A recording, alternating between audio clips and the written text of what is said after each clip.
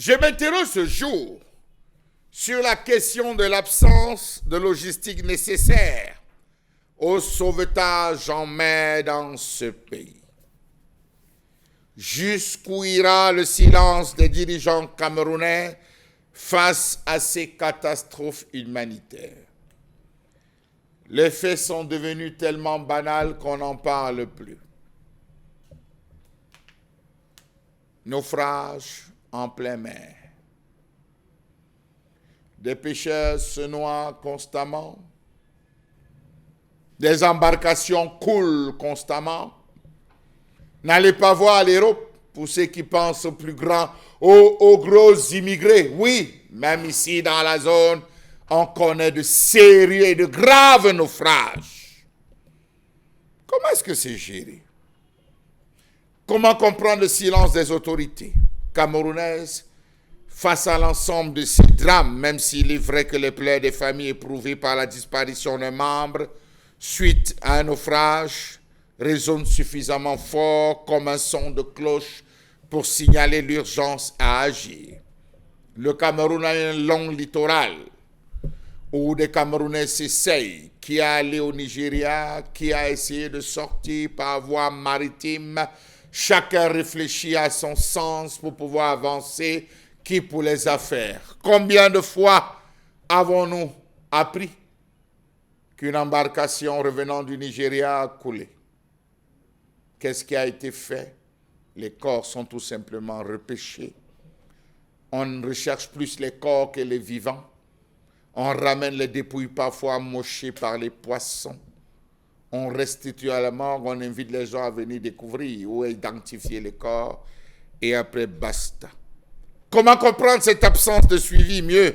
Grosse lenteur observée dans le processus de sauvetage en mer. Je discutais encore avec un pêcheur qui m'a fait comprendre que par semaine, on perd beaucoup de Camerounais au large de nos côtes parce qu'ils sont nombreux qui s'essayent à prendre la voie des eaux pour rallier ce qu'ils ne peuvent le faire par route. Question. Le Cameroun dispose-t-il d'une véritable logistique prête pour un sauvetage de naufragés lorsqu'on voit ce qui est arrivé avec les différents crashs d'avions? Depuis quelques années, le Cameroun essuie une multitude de drames maritimes.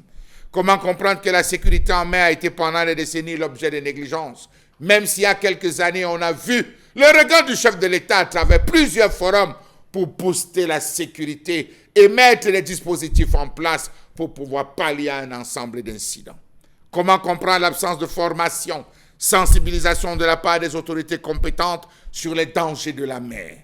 Chaque année, les populations camerounaises sont lourdement touchées par les accidents en mer. Ces catastrophes répétées vont du naufrage par simple chavirement du bateau sans sérieuses conséquences jusqu'à la collision fatale entre petits et grands bateaux, sans compter les actes de piraterie menant au vol du matériel accompagné d'agressions, des équipages et des passagers suivis dans plusieurs cas de mort d'hommes. Tous les jours, de jeunes Camerounais fuient le pays par vagues dans des embarcations de fortune. L'océan est devenu le cimetière de milliers d'immigrants africains qui s'y noient, laissant derrière eux femmes, enfants pour se lancer dans une aventure, non seulement risquée mais aussi incertaine, avec dans leur poche quelques billets et avec pour passeport un visa, et visa leur courage et leur détermination. Mais à peine ont-ils quitté la chaleur familiale que les problèmes commencent. Certains y laisseront leur vie, d'autres seront renvoyés chez eux, et d'autres encore qui atteindront leur destination savent que l'existence ne sera pas forcément plus facile. Comment comprendre la négligence des zones considérées comme dangereuses en mer? Comment comprendre que des mesures ne soient pas prises pour éviter particulièrement des zones dangereuses où la météo peut changer très très brutalement? Comment comprendre qu'il n'y a proprement parlé pas de suivi de ces zones extrêmement dangereuses dans le suivi? J'insiste encore, la répétition est importante, le suivi. Les causes d'accidents sont nombreuses. Le vent et les vagues qui apparaissent parmi les plus importantes, il en résulte de nombreux morts et blessés ainsi que de pertes matérielles évaluées à 150 millions de dollars pour ce qui est de l'Afrique centrale. Pour le Cameroun, on a évalué comme principaux facteurs ayant contribué aux accidents dans la sous-région par ordre décroissant les vagues 15 cas par mois. Les vents, 67 cas. Les pannes de moteur, 39 cas. La surcharge des embarcations, 58 cas. L'inattention, 42 cas. La panique, 32 cas. La désorientation, 11 cas. La brume, 16 cas. Même pour partir de Douala, pour déballer. Partir de Douala pour Cap Soué là-bas. Les différentes îles. Est-ce que vous savez que c'est très compliqué et on ne compte pas des accidents? Comment comprendre que jusqu'à ce jour, on n'a pas pris des mesures, sachant que parmi les embarcations concernées, on a reporté celle d'une longueur comprise entre 3 et 9 mètres, les plus touchées, suivies par les pirogues de 9 à 12 mètres. Les deux classes de longueur confondues donnant un total de 54 unités concernées. Comment comprendre ce relâchement lorsqu'on sait, au mieux qu'on observe que 21 accidents se sont produits en plein jour, soit 28% du total des accidents analysés. 26 en cas d'accident en période d'obscurité, représentant 29% des accidents en question. Dans certains pays, il est interdit de naviguer de nuit. Il y a des gardes-côtes qui veillent strictement à cela. On peut partir de Douala pour Boya. On peut partir de Douala pour rallier certains villages dans le sud-ouest. À partir de l'eau, certains vont à partir de la nuit. En termes d'attaque des animaux, on peut vous dire qu'il y a un drame. Et ce drame est enterré rapidement par la mer. Rapidement par les eaux, et jamais on n'en fait cas. Tous les pays au monde ont ce qu'on appelle les gardes-côtes qui veillent, qui vérifient, qui suivent. De partant des frontières, ils ont des yachts, ils ont des bateaux pour contrôler l'activité.